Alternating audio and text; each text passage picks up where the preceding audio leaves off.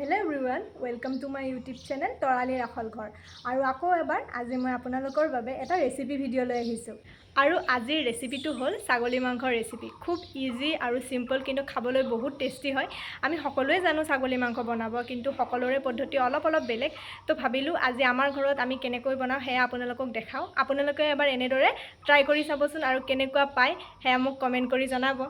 তেতিয়াহলে বলক বেছি দেৰি কৰি নাথাকি আমি ৰেচিপিটোৰ ফালে আগবাঢ়ো আৰু প্ৰথমে এতিয়া আমাক লাগিব নৰসিংহৰ পাত তাৰ কাৰণে মই নৰসিংহৰ পাত কেইটামান চিঙি লওঁ মানে আজি নৰসিংহৰ পাতেৰে ছাগলী মাংস বনাম কোনে কোনে আগতে বনাইছে জনাবচোন কমেন্ট এটা কৰি আৰু এতিয়া প্ৰথমে আদা নেহুৰ আৰু জলকীয়া লৈছো এইখিনি এতিয়া মই পিছি লম কিন্তু এইখিনি বহুত বেছি মিহি কৰি পিছি নলব আৰু আজিৰ এই ৰেচিপিটো বনাবৰ বাবে প্ৰথমে মই ছাগলী মাংসখিনি মেৰিনেট কৰি লম আৰু তাৰ বাবে প্ৰথমে ইয়াত দিলো মিঠাতেল জিৰাৰ গুৰি আৰু ধনিয়াৰ গুৰি জিৰা আৰু ধনিয়াৰ গুৰি সমান পৰিমাণত দি এতিয়া মই ইয়াত দিলো এয়া মিট মছলা ৰেড চিলি পাউডাৰ আৰু সোৱাদ অনুযায়ী নিমখ এইখিনিতে আপোনালোকক মই কৈ দিও আপোনালোকৰ যদি কোনোবা মোৰ চেনেলত নতুনকৈ আহিছে তেতিয়াহলে মোৰ চেনেলটো প্লিজ সাবস্ক্ৰাইব কৰিব আৰু মোৰ ভিডিঅ'সমূহ শ্বেয়াৰ কৰিব আৰু একেবাৰে শেষত এতিয়া মই ইয়াত যোগ কৰিছো হালধিৰ গুৰি আৰু পিছি ৰখা মছলাখিনিৰ লগত কেঁচা পিয়াজ আৰু অকমান নেমুৰ ৰস কেঁচা পিয়াজ আৰু নেমুৰ ৰস যোগ কৰাৰ বাবে এই মাংসখিনিৰ টেষ্টটো আৰু বেছি বাঢ়ি যাব আৰু এতিয়া এইখিনি মই ভালদৰে সানি লম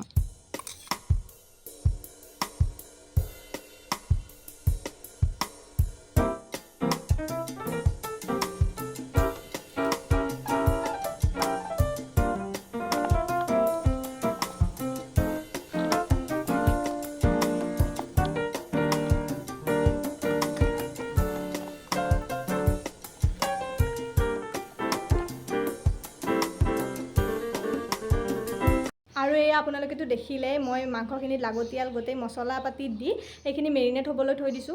2 ঘণ্টা মই মেৰিনেট কৰি ৰাখিম আৰু আপোনালোকে যদি পাৰে সেইখিনি এনেদৰে থৈ দিব আৰু মাংসখিনি মেৰিনেট কৰি আপোনালোকে ফ্ৰিজতো থব পাৰে অথবা নথলেও হ'ব ময়ো বৰ্তমান মাংসখিনি ফ্ৰিজত থোৱা নাই কিন্তু যদি কোনোবাই ফ্ৰিজত থব খোজে তেতিয়াহলে আপোনালোকে ফ্ৰিজত থবও পাৰে আৰু এতিয়া মাংসত দিব লগা আলুখিনি মই হাই ফ্লেমতে 2 মিনিট মান ভাজি লম এইখিনি সিজাব নালাগে অকমান ৰংচঙুৱা হ'লেই হৈ যাব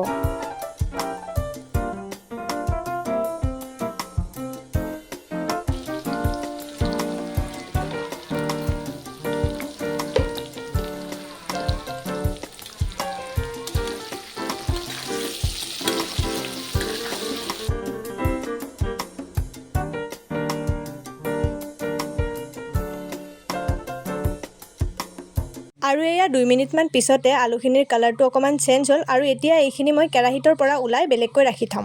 আৰু এতিয়া সেইখিনি তেলতে মই কেইটামান গোটা জিৰা দিছো আৰু এই জিৰা কেইটা ফুটিব দিব নহলে খাই ভাল নালাগিব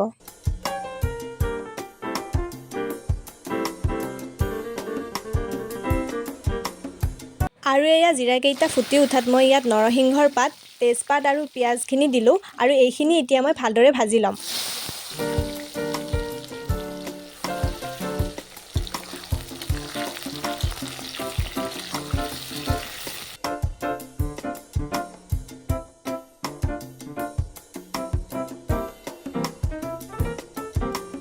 আৰু এইখিনি আমি বহুত বেছি সময় ভাজিব নালাগে পিয়াজৰ কালাৰটো অকমান চেঞ্জ হোৱাৰ পিছতে এইখিনি ভজা হৈ যাব আৰু এতিয়া ইয়াত আমি মেৰিনেট কৰি ৰখা মাংসখিনি ঢালি দিম আৰু মিডিয়াম ফ্লেমতে এতিয়া এইখিনি ভালদৰে ভাজি লম আৰু যিমানে স্লো কুক কৰা হ'ব এই মাংসখিনিৰ টেষ্টটো হিমানে বাঢ়ি থাকিব আৰু এতিয়া মই মাংসখিনি ঢাকন দি পেলাই অকমান ভাপতে সিজিব দিম আৰু মাজতে ঢাকনি গুচাই এইখিনি লাৰিও থাকিব নহলে তলৰ পৰা জ্বলি আহিব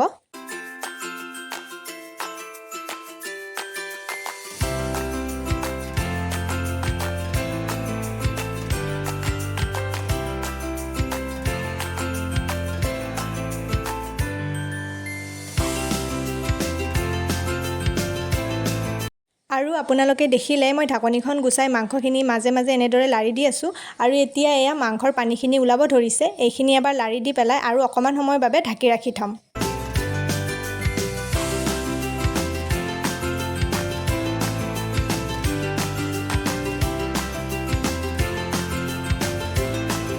আৰু এতিয়া আপোনালোকে এয়া দেখাই পালে মাংসৰ তেলখিনিও উঠি আহিছে আৰু এতিয়া আমি ভাজি থোৱা আলুখিনি ইয়াত ঢালি দিম আৰু অকমান সময় এইখিনি ভাজি ল'ম আলুখিনি সিজালৈ ভাজিব নালাগে মাংসৰ মছলা অকমান আলুত সোমাই যোৱালৈ 2 মিনিট মান ভাজিলেই হ'ল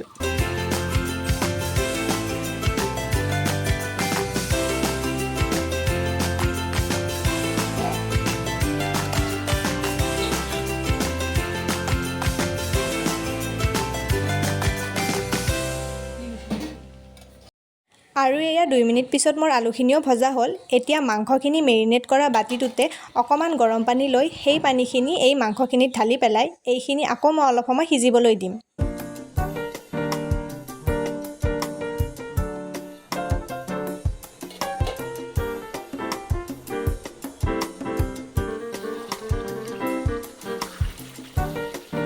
এতিয়া এই মাংসখিনিত গৰম পানী অকণমানকৈ দি এইখিনি যদি অকণমান সময় এনেদৰে ভাজি লয় তেতিয়াহ'লে এই মাংসখিনি খাবলৈ আৰু বেছি সোৱাদ লগা হয়। সেইকাৰণে এতিয়া মই ইয়াত অকণমানকৈ গৰম পানী দি এইখিনি অকণমান আৰু ভালদৰে সিজাই ল'ম।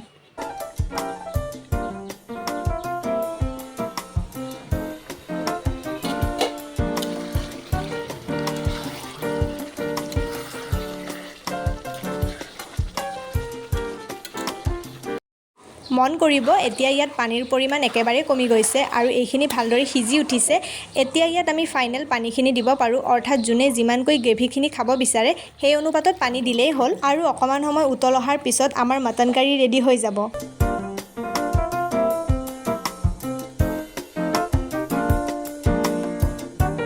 আৰু ভালদৰে উতল অহাৰ পিছত ইয়াত কেইটামান আকৌ নৰসিংহৰ পাত দিছোঁ আৰু একেবাৰে শেষত গৰম মছলা দি পেলাই এইখিনি অকণমান সময় ঠাণ্ডা হ'বলৈ ঢাকি ৰাখিছোঁ। আৰু এতিয়া আমাৰ এয়া ছাগলী মাংস ৰেডি হৈ গ'ল।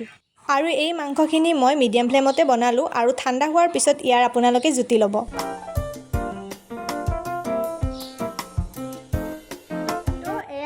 আজিৰ ৰেচিপি ভিডিঅ'টো আশা কৰিছোঁ আপোনালোকে ৰেচিপিটো ভাল পালে আৰু খুব ইজি এটা ৰেচিপি। তো আপোনালোকে এবাৰ বনাই চাব আৰু বনাই কেনেকুৱা পায় প্লিজ মোক কমেণ্ট কৰি জনাব। আৰু ভিডিঅ'টো চাই যদি ভাল পালে তেতিয়াহ'লে ভিডিঅ'টো প্লিজ লাইক শ্বেয়াৰ আৰু লগতে মোৰ ইউটিউব চেনেলটো ছাবস্ক্ৰাইব কৰি দিব। তেতিয়াহ'লে আজিলৈ আহোঁ, আকৌ লগ পাম অন্য এটা ভিডিঅ'ৰ সৈতে। বাই।